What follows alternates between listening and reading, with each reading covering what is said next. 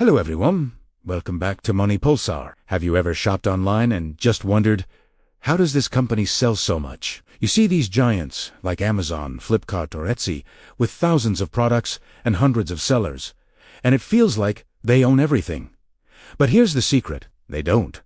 Most people assume they make money by selling products directly. Well, that's only part of the story. Today, we're going to look behind the screen. I want to show you the clever ways marketplaces actually earn their billions without ever owning the products themselves. It's a business model that has completely changed how we shop. So, stick around until the end, because once you understand this, every online purchase you make will look very different. Let's dive in. Let's talk about the secret sauce behind some of the biggest companies in the world. It's a concept I call platform leverage, and it's surprisingly simple. Most businesses you think of follow a traditional model. They make a product, store it in a warehouse, and then sell it to you. That means they have to manage inventory, deal with shipping logistics, and handle a lot of upfront costs. It's a heavy lift. But platform businesses, like online marketplaces, flip this entire model on its head. They don't need massive warehouses packed with products. They don't need to own any inventory at all. So what do? They create a digital space, a platform, where people who want to sell something can easily connect with people who want to buy it. Their real product is the connection itself. Think about Etsy for a moment. Imagine a talented artisan in Italy who hand-knits beautiful, unique scarves. At the same time, someone in Canada is searching for the perfect handmade scarf. Etsy doesn't make the scarves. They don't buy them from the artisan, store them, or ship them across the Atlantic. All Etsy does is provide the platform that allows the creator in Italy and the customer in Canada to find each other and make a transaction securely. For facilitating that connection, Etsy takes a small fee, just a tiny percentage of the sale. It might not sound like much, right? But here's where the magic happens. Multiply that small fee by millions upon millions of transactions happening every single day all over the world. Suddenly, those tiny cuts add up to a massive revenue stream. That's the power of platform leverage. The real secret isn't selling a physical product. It's creating and owning the system. The platform itself becomes the valuable asset because it profits from the structure it provides, not from holding inventory. They're not in the business of selling scarves. They're in the business of facilitating commerce. This model is incredibly scalable because adding one more seller or one more buyer costs them almost nothing, but each new transaction adds to their bottom line. Alright, so how do these massive online marketplaces actually make their money? It might seem complex, but the core idea is surprisingly simple.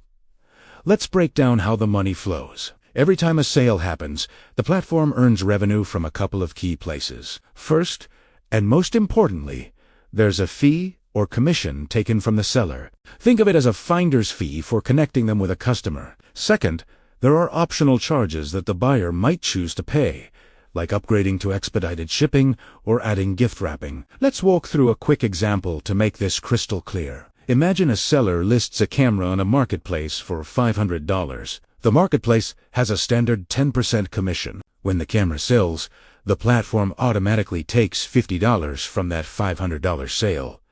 Simple enough, right? But wait, there's more. Let's say the buyer is in a hurry and pays an extra $20 for express delivery. That $20 also goes to the marketplace. So, if you add it all up, the $50 from the seller and the $20 from the buyer, the marketplace just made $70 on a single transaction. Now, here's the magic of this business model.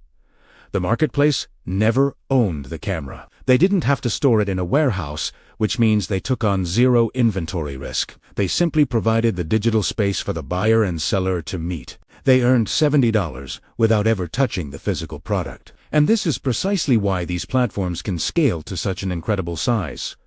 The entire process is automated. More products, more sellers, and more buyers all translate directly into more revenue, happening thousands of times a minute, all around the world. Let's compare a traditional store to a massive online marketplace. Imagine you want to open a regular shop. First, you have to buy all your products up front, which is a huge initial investment. Then, you need to hire staff to manage the store and help customers. You'll also need a place to store all your inventory, which means paying for a warehouse or a stockroom. And finally, you're responsible for packing and shipping every single order yourself. It's a lot of work, a lot of risk, and a lot of cost. Your growth is directly tied to how much you can personally manage and afford. Now, think about a large online marketplace. Let's call it ShopNet for fun. Their approach is completely different. For most of the items you see on their site, they don't buy the products, they don't hire staff to sell them, and they don't store or ship them. Their main job is to build a powerful platform and attract as many people as possible. They focus on creating a trusted environment where buyers feel safe and sellers have the tools they need to operate. Here's where the magic of scaling comes in. The marketplace simply provides the digital space. When a new seller joins, they bring their products and their own drive to succeed. This attracts more buyers who are looking for variety. As more buyers join, the platform becomes even more attractive to new sellers. It's a powerful, self-reinforcing cycle. With every new seller and every new transaction, the marketplace collects a small fee. This process is almost entirely automated. They don't need to add significant new costs to handle more sellers. Whether there are 1,000 sellers or 1,000,000 sellers, the core system remains the same. Every new person who joins the platform, whether a buyer or a seller, adds to the marketplace's revenue without proportionally increasing its expenses. That's incredible leverage. In a traditional mall, if a store goes out of business, the landlord loses rent. But on an online marketplace, if one seller fails, there are thousands of others ready to take their place. The platform's income isn't dependent on the success of any single small shop. It profits from the overall activity on the site, no matter who is making the sales. This robust structure allows them to grow exponentially, far faster than any traditional business could ever dream of. It's a fascinating shift in how business works, moving from owning things to connecting people. Here's the part most people miss. The real value isn't in holding inventory. It's in building trust and fostering connection.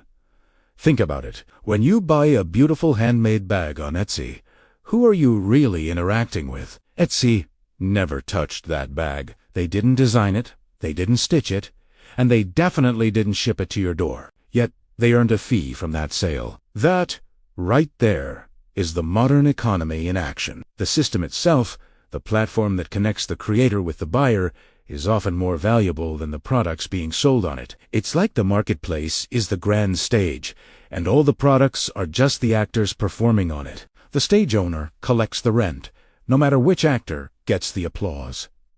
This shift is crucial. The most powerful players aren't necessarily making things. They're making connections happen seamlessly and securely. They build the digital town square where everyone else comes to trade. So here's the big lesson to take away from all this. Marketplaces don't need to own a single product to absolutely dominate their industry. Their profit comes from creating a reliable structure, earning your trust, and collecting fees on the transactions that happen within that structure. The next time you click buy online, take a second and look beyond just the product you're getting. Ask yourself, who is really earning money in this transaction? Once you start asking that question, the entire system suddenly becomes crystal clear. You'll see the hidden players and understand the true flow of money in our digital world. If this video helped you see marketplaces in a new light, do me a favor and hit that like button.